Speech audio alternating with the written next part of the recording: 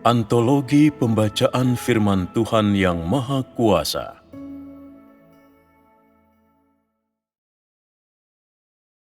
Mengenai sebutan dan identitas.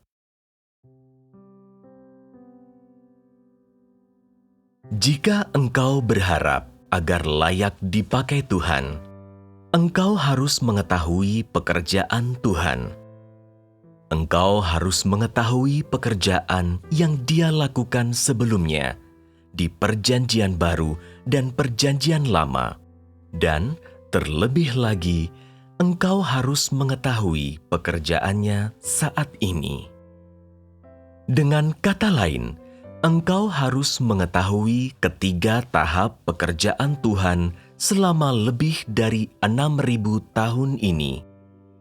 Jika engkau diminta untuk menyebarkan Injil, engkau tidak akan dapat melakukannya tanpa mengetahui pekerjaan Tuhan.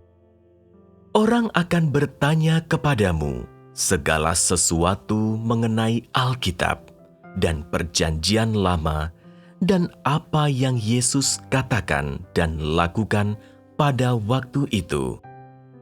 Mereka akan berkata, "Tidakkah Tuhanmu memberitahukan kepadamu semua ini?" Jika Dia, Tuhan, tidak dapat memberitahukan kepadamu apa yang sebenarnya terjadi di Alkitab, Dia bukanlah Tuhan. Jika Dia dapat memberitahukannya, barulah kami percaya.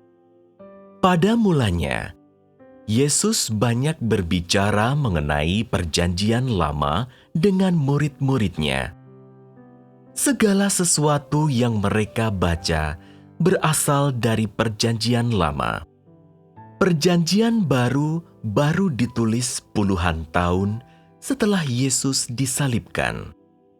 Untuk menyebarkan Injil, engkau semua pada dasarnya harus memahami kebenaran hakiki dalam Alkitab dan pekerjaan Tuhan di Israel. Dengan kata lain, pekerjaan yang Yahwe lakukan. Engkau semua juga harus memahami pekerjaan yang Yesus lakukan. Inilah perkara-perkara yang paling diperhatikan semua orang, dan mereka tidak memiliki pemahaman mengenai kedua tahap pekerjaan ini. Saat menyebarkan Injil, pertama-tama kesampingkan dahulu pembicaraan tentang pekerjaan Roh Kudus pada zaman sekarang ini. Tahap pekerjaan ini berada di luar jangkauan mereka, karena yang engkau semua kejar adalah perkara yang paling tinggi di atas semuanya, pengenalan akan Tuhan dan pengenalan akan pekerjaan Roh Kudus, dan tak ada perkara yang lebih mulia daripada kedua hal ini. Jika engkau berbicara tentang perkara yang tinggi dahulu, pembicaraan itu terlalu berat bagi mereka, sebab tak seorang pun dari mereka pernah mengalami pekerjaan Roh Kudus semacam itu. Pekerjaan itu belum pernah terjadi dan tidak mudah bagi manusia untuk menerimanya. Pengalaman mereka adalah perkara-perkara lama dari masa lalu. Kadang-kadang ditambah sedikit pekerjaan Roh Kudus. Perkara yang mereka alami bukanlah pekerjaan Roh Kudus pada zaman sekarang, atau kehendak Tuhan pada zaman sekarang. Mereka masih bertindak sesuai dengan praktik-praktik masa lalu, tanpa terang yang baru ataupun perkara-perkara yang baru. Pada zaman Yesus, Roh Kudus terutama melakukan pekerjaannya di dalam Yesus. Sementara orang-orang yang melayani Yahwe dengan mengenakan jubah imam di bait suci melakukan tugasnya dengan kesetiaan yang tak tergoyahkan. Mereka juga memiliki pekerjaan Roh Kudus, tetapi tidak dapat memahami tentang kehendak Tuhan saat ini, dan sekadar tetap setia kepada Yahweh menurut praktik-praktik masa lalu, tanpa tuntunan yang baru. Yesus datang dan membawa pekerjaan yang baru. Orang-orang di bait suci itu tidak memiliki tuntunan yang baru ataupun pekerjaan yang baru. Sekalipun melayani di dalam bait suci, mereka sadar menegakkan praktik-praktik lama. Tanpa meninggalkan bait suci, mereka tidak akan dapat memiliki jalan masuk yang baru. Pekerjaan yang baru ini dibawa oleh Yesus, dan Yesus tidak masuk ke dalam bait suci untuk melakukan pekerjaannya. Dia hanya melakukan pekerjaannya di luar bait suci, sebab ruang lingkup pekerjaan Tuhan telah berubah sejak lama. Dia tidak bekerja di dalam bait suci, dan saat manusia melayaninya di sana, pelayanan itu hanya untuk mempertahankan segala sesuatu sebagaimana adanya dan tidak dapat melaksanakan pekerjaan yang baru. Begitu pula, orang-orang agamawi saat ini masih menyembah Alkitab. Jika engkau mengabarkan Injil kepada mereka, mereka akan berbantah denganmu mengenai Alkitab. Dan jika ketika mereka berbicara tentang Alkitab, jika engkau kehabisan ucapan, tak bisa berkata-kata, mereka akan berpikir bahwa imanmu menggelikan, bahwa Alkitab, firman Tuhan pun tidak engkau pahami. Bagaimana mungkin engkau katakan engkau percaya kepada Tuhan? Lalu, mereka akan memandang rendah dirimu dan akan berkata, "Kalau pribadi yang engkau percaya itu Tuhan, mengapa Dia tidak memberitahukan kepadamu segala sesuatu mengenai perjanjian lama dan baru, kalau Dia telah membawa kemuliaannya dari Israel ke timur? Mengapa Dia tidak mengetahui pekerjaan yang dilakukan di Israel? Mengapa Dia tidak mengetahui pekerjaan Yesus? Jika engkau semua tidak mengetahuinya, itu membuktikan bahwa engkau semua belum diberitahu. Kalau Dia itu inkarnasi Yesus yang kedua, bagaimana mungkin Dia tidak mengetahui segala hal ini? Yesus mengetahui pekerjaan yang dilakukan Yahweh. Bagaimana mungkin Dia tak mengetahuinya? Pada waktunya, mereka akan menanyakan pertanyaan-pertanyaan seperti itu kepadamu.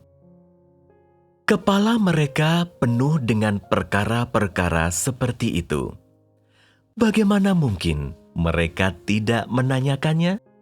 Orang-orang yang di dalam aliran ini tidak berfokus pada Alkitab, sebab engkau semua telah mengikuti langkah demi langkah pekerjaan yang Tuhan lakukan sekarang ini. Engkau semua telah menyaksikan tahap demi tahap pekerjaan ini dengan matamu sendiri. Engkau semua telah melihat dengan jelas ketiga tahap pekerjaan ini. Karena itu, engkau semua tentu saja harus meletakkan Alkitab dan berhenti mempelajarinya. Akan tetapi, mereka tidak bisa berhenti mempelajarinya, sebab mereka tidak memiliki pengetahuan mengenai pekerjaan tahap demi tahap ini. Beberapa orang akan bertanya, Apa bedanya antara pekerjaan yang dilakukan oleh Tuhan yang berinkarnasi dan pekerjaan para nabi dan rasul di masa lalu? Daud juga disebut Tuhan, dan demikian pula Yesus. Meskipun pekerjaan yang mereka lakukan berbeda, mereka disebut dengan sebutan yang sama. Lalu, mengapa menurutmu identitas mereka tidak sama? Hal yang disaksikan Yohanes adalah penglihatan. Penglihatan yang berasal dari Roh Kudus, dan Yohanes dapat mengatakan perkataan yang ingin dikatakan Roh Kudus. Lalu, mengapa identitas Yohanes berbeda dari identitas Yesus? Perkataan yang dikatakan Yesus dapat merepresentasikan Tuhan sepenuhnya dan merepresentasikan pekerjaan Tuhan. Hal yang disaksikan Yohanes adalah penglihatan, dan ia tidak dapat sepenuhnya merepresentasikan pekerjaan Tuhan. Lalu, mengapa Yohanes, Petrus, dan Paulus mengucapkan banyak perkataan sama seperti Yesus, tetapi mereka tidak memiliki identitas yang sama dengan Yesus? Penyebabnya terutama karena pekerjaan yang mereka lakukan berbeda. Yesus merepresentasikan Roh Tuhan, dan adalah Roh Tuhan yang bekerja secara langsung. Dia melakukan pekerjaan zaman yang baru, pekerjaan yang belum pernah dilakukan siapapun sebelumnya. Dia membuka jalan yang baru. Dia merepresentasikan Yahweh, dan dia merepresentasikan Tuhan sendiri. Adapun Petrus, Paulus, dan Daud, terlepas dari sebutan mereka hanya merepresentasikan identitas ciptaan Tuhan, atau diutus oleh Yesus atau Yahweh. Jadi, sebanyak apapun pekerjaan yang mereka lakukan, sedahsyat apapun mukjizat yang mereka lakukan, mereka tetap hanya ciptaan Tuhan dan tak dapat merepresentasikan Roh Tuhan. Mereka bekerja dalam nama Tuhan atau setelah diutus Tuhan. Terlebih lagi, mereka bekerja dalam zaman yang dimulai Yesus atau Yahweh, dan pekerjaan yang mereka lakukan tidak terpisah. Bagaimanapun juga, mereka hanya ciptaan Tuhan. Di Perjanjian Lama, banyak nabi mengucapkan nubuat atau menulis kitab nubuat. Tak seorang pun mengatakan bahwa mereka itu Tuhan. Tetapi begitu Yesus menampakkan diri, sebelum dia mengucapkan sepatah kata pun, Roh Tuhan memberi kesaksian bahwa Yesus adalah Tuhan. Mengapa demikian? Saat ini engkau seharusnya sudah tahu. Sebelumnya, para rasul dan nabi menulis berbagai surat dan mengucapkan banyak nubuat. Kemudian, orang memilih sebagian dari itu untuk dicatat dalam Alkitab, sementara sebagian di antaranya hilang. Karena ada orang-orang yang berkata bahwa segala sesuatu yang mereka katakan berasal dari Roh Kudus. Mengapa sebagian dianggap bagus dan sebagian lagi dianggap jelek? Lalu, mengapa sebagian dipilih, sementara sebagian yang lain tidak? Jika kata-kata itu memang kata-kata yang diucapkan Roh Kudus, perlukah orang menyeleksinya? Mengapa catatan kata-kata yang diucapkan Yesus dan pekerjaan yang dia lakukan berbeda-beda dalam keempat Injil? Bukankah ini kesalahan orang-orang yang mencatatnya? Beberapa orang akan berkata, Kalau surat-surat yang ditulis Paulus dan pengarang lainnya dalam Perjanjian Baru dan pekerjaan yang mereka lakukan, sebagian berasal dari kehendak manusia dan tercampur dengan gagasan manusia, maka tidak adakah ketidakmurnian yang berasal dari manusia dalam perkataan yang engkau, Tuhan, katakan pada zaman sekarang? Apakah perkataan itu tidak mengandung gagasan manusia sama sekali? Tahap pekerjaan yang dilakukan Tuhan ini sama sekali berbeda dengan pekerjaan yang dilakukan Paulus dan banyak rasul dan nabi. Perbedaannya bukan hanya dalam identitas, tetapi pada dasarnya ada perbedaan dalam pekerjaan yang dilangsungkan. Setelah Paulus dibuat jatuh dan rebah di hadapan Tuhan, ia dipimpin oleh Roh Kudus untuk bekerja, dan ia menjadi orang yang diutus. Lalu, ia menulis surat-surat kepada jemaat-jemaat, dan surat-surat ini semua mengikuti pengajaran Yesus. Paulus diutus oleh Tuhan untuk bekerja dalam nama Tuhan Yesus. Tetapi, waktu Tuhan sendiri datang, dia tidak melakukan pekerjaan dalam nama siapapun dan tidak merepresentasikan siapapun kecuali Roh Tuhan dalam pekerjaannya. Tuhan datang untuk melakukan pekerjaannya secara langsung. Dia tidak disempurnakan oleh manusia dan pekerjaannya tidak dilangsungkan berdasarkan ajaran manusia manapun. Dalam tahap pekerjaan ini, Tuhan tidak memimpin melalui pembicaraan tentang pengalaman pribadinya, tetapi melakukan pekerjaannya secara langsung berdasarkan apa yang dimilikinya. Misalnya, dia melakukan pekerjaan para pelaku pelayanan, pekerjaan masa-masa hajaran, pekerjaan kematian, pekerjaan mengasihi Tuhan. Semua ini pekerjaan yang belum pernah dilakukan sebelumnya dan pekerjaan yang ada di zaman sekarang ini, dan bukan pengalaman manusia. Dalam perkataan yang kuucapkan, bagian manakah merupakan pengalaman manusia?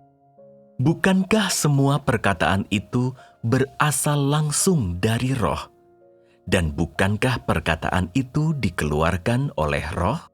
Masalahnya, tingkat pertumbuhanmu begitu buruk, sampai-sampai engkau tidak dapat melihat menembus kebenaran.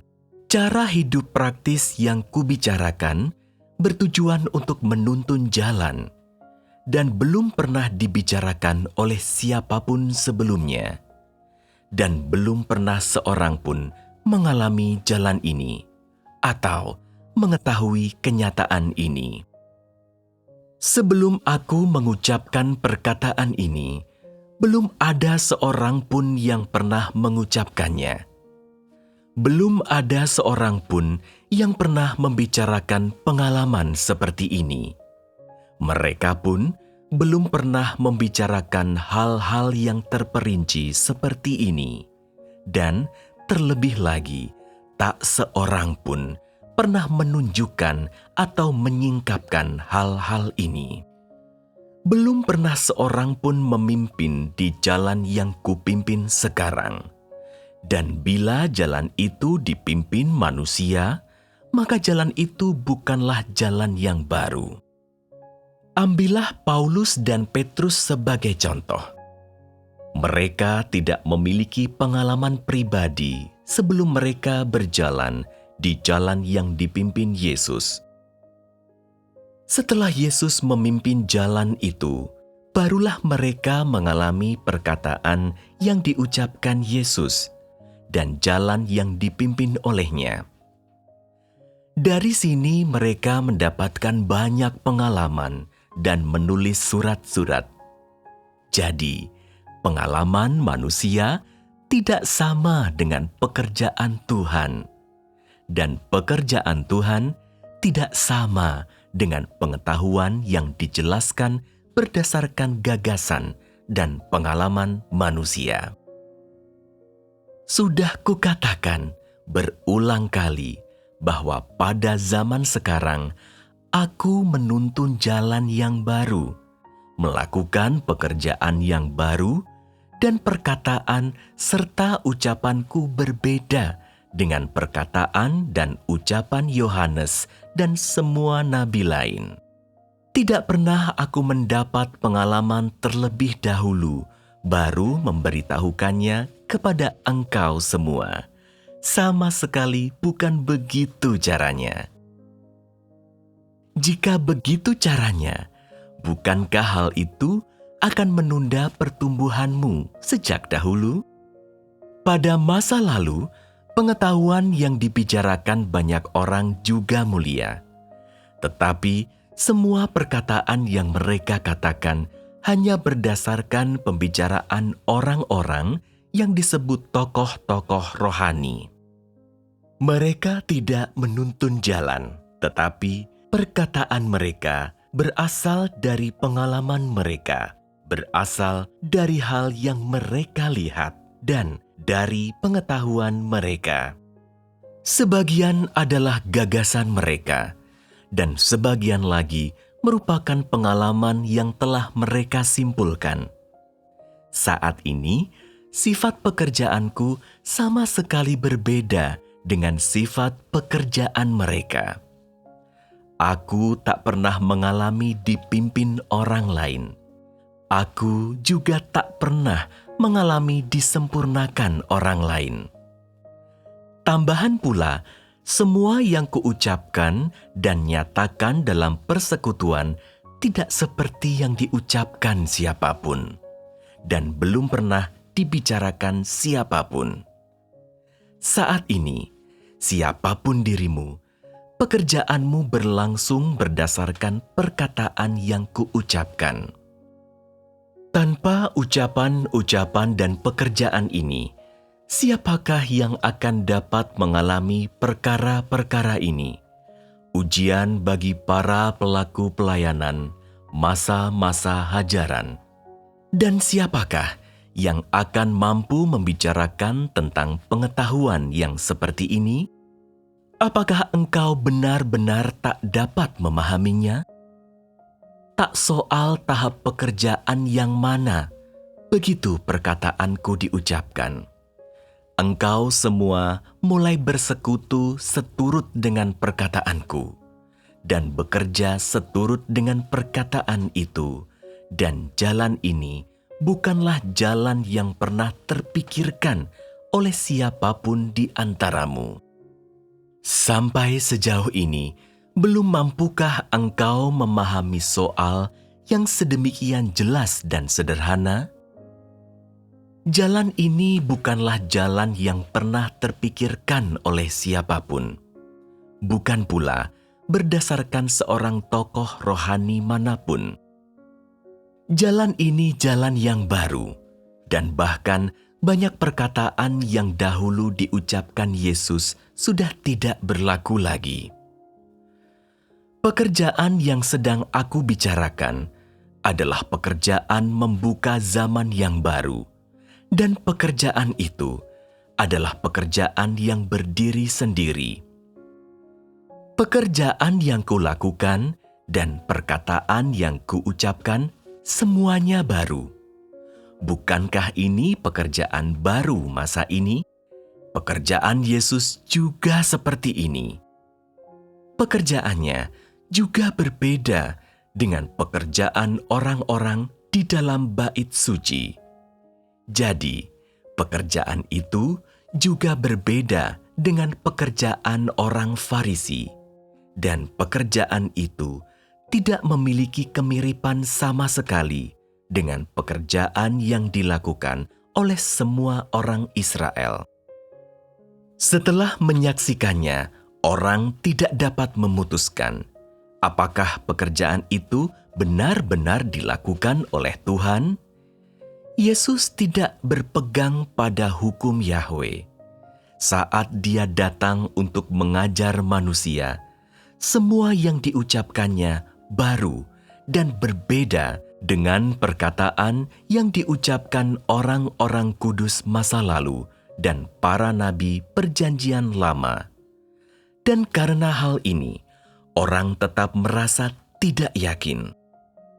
Hal inilah yang membuat orang merasa sangat sulit memutuskan. Sebelum menerima tahap pekerjaan yang baru ini, jalan yang ditempuh oleh kebanyakan orang di antaramu adalah mempraktikkan dan memasuki dasar yang dibuat oleh tokoh-tokoh rohani itu. Namun, pada zaman sekarang, pekerjaan yang kulakukan sangatlah berbeda, sehingga engkau semua tidak dapat memutuskan apakah ini hal yang benar atau bukan. Aku tidak peduli jalan apa yang engkau tempuh sebelumnya. Tak pula aku peduli makanan siapa yang engkau makan, atau siapa yang engkau anggap sebagai bapamu. Karena aku sudah mendatangkan dan membawa pekerjaan yang baru untuk menuntun manusia. Semua yang mengikuti aku harus bertindak seturut dengan perkataanku. Seberapa kuat pun keluarga asalmu, engkau harus mengikuti aku. Engkau tidak boleh bertindak menurut praktik-praktik lamamu. Bapa angkatmu harus mundur, dan engkau harus datang ke hadapan Tuhanmu untuk mendapatkan bagianmu yang seharusnya. Keseluruhan dirimu ada dalam tanganku, dan engkau seharusnya tak terlalu menaruh kepercayaan yang membabi buta kepada bapa angkatmu. Ia tak dapat mengendalikanmu sepenuhnya. Pekerjaan pada zaman sekarang ini berdiri sendiri. Semua yang kukatakan saat ini jelas tidak berdasar pada landasan dari masa lalu. Inilah awal yang baru.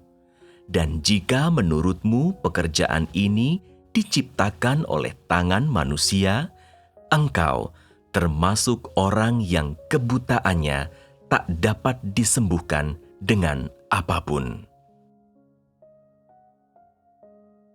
Yesaya, Yehezkiel, Musa, Daud, Abraham, dan Daniel adalah para pemimpin di antara bangsa pilihan Israel. Mengapa mereka tidak disebut Tuhan? Mengapa Roh Kudus tidak memberi kesaksian tentang mereka? Mengapa Roh Kudus memberi kesaksian tentang Yesus semenjak awal Yesus memulai pekerjaannya dan mulai mengucapkan firman-Nya? Lalu, mengapa Roh Kudus tidak memberi kesaksian tentang yang lain? Mereka, manusia yang adalah daging, semua disebut Tuhan. Terlepas dari sebutan mereka, pekerjaan mereka merepresentasikan wujud dan hakikat mereka. Dan wujud serta hakikat mereka merepresentasikan identitas mereka.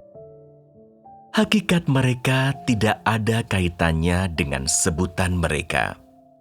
Hakikat mereka direpresentasikan oleh apa yang mereka nyatakan dan apa yang mereka hidupi.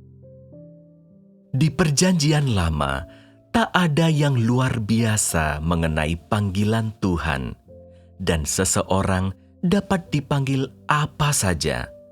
Tetapi, hakikat dan identitas inherentnya tidak terubahkan. Di antara para Kristus palsu, nabi palsu, dan penyesat itu, bukankah ada juga yang disebut Tuhan? Lalu, mengapa mereka bukan Tuhan? Sebab mereka tak dapat melakukan pekerjaan Tuhan. Pada dasarnya, Mereka itu manusia, penyesat orang-orang, bukanlah Tuhan. Karena itu, mereka tidak memiliki identitas Tuhan. Bukankah Daud juga disebut Tuan di antara kedua belas suku?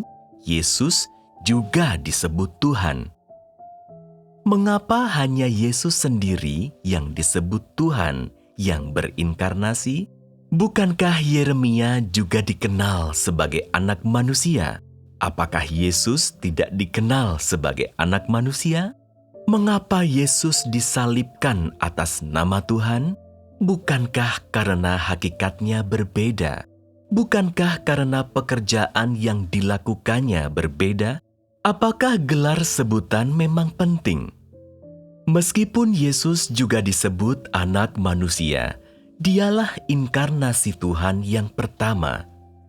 Dia datang untuk mengambil kuasa dan menyelesaikan pekerjaan penebusan. Hal ini membuktikan bahwa identitas dan hakikat Yesus berbeda dari orang-orang lain yang juga disebut anak manusia. Sekarang, siapakah dari antaramu berani mengatakan bahwa perkataan yang diucapkan oleh orang-orang yang dipakai Roh Kudus itu semuanya berasal dari Roh Kudus? Adakah orang yang berani berkata demikian? Jika engkau berkata seperti itu, mengapa kitab nubuat Ezra dibuang? Dan mengapa hal yang sama dilakukan pada kitab-kitab yang ditulis oleh orang-orang kudus dan para nabi di masa lampau? Jika semua itu berasal dari Roh Kudus, mengapa engkau semua berani membuat pilihan yang seenaknya begitu? Apakah engkau semua layak memilih pekerjaan Roh Kudus? Banyak cerita dari Israel juga dibuang. Jika engkau percaya bahwa tulisan-tulisan dari masa lalu ini semua berasal dari Roh Kudus, mengapa beberapa kitab dibuang? Jika semua itu berasal dari Roh Kudus, semua harus dijaga dan dikirim ke saudara dan saudari seiman di gereja-gereja untuk dibaca. Tulisan-tulisan itu tidak boleh dipilah-pilih atau dibuang seturut kehendak manusia. Itu perbuatan yang salah. Mengatakan bahwa pengalaman Paulus dan Yohanes bercampur dengan pemahaman pribadi mereka bukan berarti bahwa pengalaman dan pengetahuan mereka berasal dari iblis. Hanya saja, ada hal-hal yang berasal dari pengalaman dan pemahaman pribadi mereka. Pengetahuan mereka berdasarkan latar belakang pengalaman nyata mereka pada waktu itu, dan siapa yang dapat berkata dengan yakin bahwa semua pengalaman itu berasal dari Roh Kudus?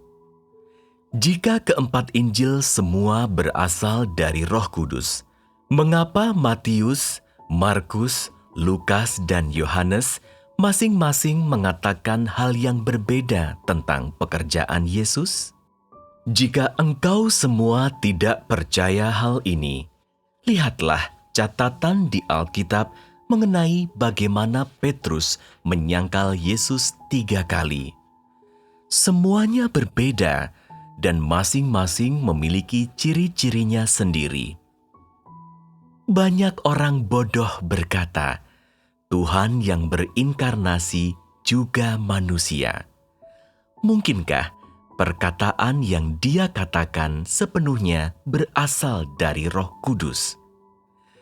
Jika perkataan Paulus dan Yohanes bercampur dengan kehendak manusia, apakah perkataan yang diucapkannya benar-benar tidak bercampur dengan kehendak manusia?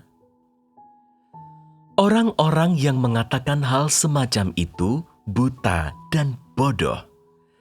Bacalah keempat Injil dengan seksama. Bacalah apa yang dicatat keempat Injil ini mengenai perkara-perkara yang dilakukan Yesus dan perkataan yang diucapkannya. Setiap catatan dapat dikatakan dengan gamblang, cukup berbeda, dan masing-masing memiliki sudut pandangnya sendiri. Jika hal yang ditulis oleh penulis-penulis kitab ini semua berasal dari Roh Kudus, catatan-catatan itu seharusnya sama dan konsisten. Lalu, mengapa ada perbedaan? Bukankah manusia sangat bodoh jika tidak dapat memahami hal ini? Jika engkau semua diminta untuk memberi kesaksian tentang Tuhan, kesaksian seperti apa yang bisa engkau berikan? Dapatkah cara mengenal Tuhan yang demikian menjadi kesaksian baginya? Jika orang lain bertanya kepadamu, jika tulisan Yohanes dan Lukas bercampur dengan kehendak manusia, apakah perkataan yang diucapkan oleh Tuhanmu tidak bercampur dengan kehendak manusia? Dapatkah engkau memberi jawaban yang jelas? Setelah Lukas dan Matius mendengar perkataan Yesus dan melihat pekerjaan Yesus, mereka mengutarakan pengetahuan mereka sendiri dalam bentuk kenangan yang memerinci sejumlah kenyataan yang diperbuat Yesus. Dapatkah engkau berkata bahwa pengetahuan mereka sepenuhnya diwahyukan oleh Roh Kudus? Di luar Alkitab, ada banyak tokoh rohani yang pengetahuannya lebih tinggi daripada mereka. Mengapa perkataan tokoh-tokoh ini tidak diambil oleh generasi berikutnya? Tidakkah mereka juga dipakai oleh Roh Kudus? Ketahuilah bahwa dalam pekerjaan pada zaman sekarang, aku tidak mengatakan pemahamanku sendiri berdasarkan pada landasan yang diletakkan oleh pekerjaan Yesus. Aku juga tidak membicarakan pengetahuanku sendiri dengan latar belakang pekerjaan Yesus. Pekerjaan apa yang Yesus lakukan pada saat itu? Lalu, pekerjaan apa yang sedang aku lakukan saat ini? Apa yang aku lakukan dan katakan belum pernah ada sebelumnya. Jalan yang kujalani saat ini belum pernah dijalani sebelumnya. Jalan itu belum pernah dijalani oleh orang-orang dari zaman dan generasi sebelumnya. Saat ini, jalan itu terbuka. Maka, bukankah ini pekerjaan Roh Kudus? Meskipun pekerjaan itu pekerjaan Roh Kudus, para pemimpin masa lalu melakukan pekerjaannya di atas landasan yang dibangun orang lain. Akan tetapi, pekerjaan Tuhan sendiri berbeda. Begitu pula tahap pekerjaan Yesus. Dia membuka jalan yang baru. Pada waktu Dia datang, Dia mengabarkan Injil Kerajaan Surga dan mengatakan bahwa manusia harus bertobat dan mengaku. Setelah Yesus menyelesaikan pekerjaannya, Petrus dan Paulus mulai melanjutkan pekerjaan Yesus. Setelah Yesus dipakukan ke kayu salib dan naik ke surga, mereka diutus Roh untuk menyebarkan jalan salib. Meskipun perkataan Paulus mulia, perkataan itu dibangun di atas landasan yang diletakkan oleh Yesus, seperti kesabaran, kasih, penderitaan, menudungi kepala, pembaptisan, dan ajaran-ajaran lain yang harus diikuti. Semua ini dilandaskan di atas perkataan Yesus. Mereka tidak dapat membuka jalan yang baru, sebab mereka semua hanya manusia yang dipakai Tuhan. Perkataan dan pekerjaan Yesus pada waktu itu tidak berpegang pada doktrin, dan Dia tidak melangsungkan pekerjaannya berdasarkan pekerjaan hukum Taurat Perjanjian Lama, tetapi berdasarkan pekerjaan yang harus dilakukan pada zaman kasih karunia. Dia bekerja berdasarkan pekerjaan yang Dia adakan, berdasarkan rencananya sendiri dan berdasarkan pelayanannya. Dia tidak bekerja berdasarkan hukum Taurat Perjanjian Lama. Tak satu pun yang Dia perbuat berdasarkan hukum Taurat Perjanjian Lama, dan Dia tidak bekerja untuk menggenapi perkataan para nabi. Setiap tahap pekerjaan Tuhan bukan terutama untuk menggenapi nubuat-nubuat para nabi zaman dahulu, dan Dia tidak datang untuk mematuhi ajaran atau sengaja merealisasikan nubuat para nabi zaman dahulu. Namun, tindakan-tindakannya tidak menggagalkan nubuat para nabi zaman dahulu atau mengusik pekerjaan yang Dia lakukan sebelumnya. Bagian terpenting pekerjaannya bukan untuk mematuhi ajaran manapun, melainkan untuk melakukan pekerjaan yang harus dilakukannya sendiri. Dia bukanlah seorang nabi atau pelihat, tetapi seorang pelaku yang sebenarnya datang untuk melakukan pekerjaan yang harus dilakukannya dan untuk membuka zaman baru dan melakukan pekerjaannya yang baru. Tentu saja, ketika Yesus melakukan pekerjaannya, Dia juga menggenapi banyak perkataan yang diucapkan para nabi zaman dahulu dalam Perjanjian Lama. Begitu pula, pekerjaan saat ini menggenapi nubuat-nubuat para nabi zaman dahulu dalam Perjanjian Lama. Hanya saja, aku tidak berpegang pada almanak tua yang sudah menguning itu. Hanya itu saja. Sebab ada lebih banyak pekerjaan yang harus kulakukan. Ada lebih banyak perkataan yang harus kukatakan kepadamu.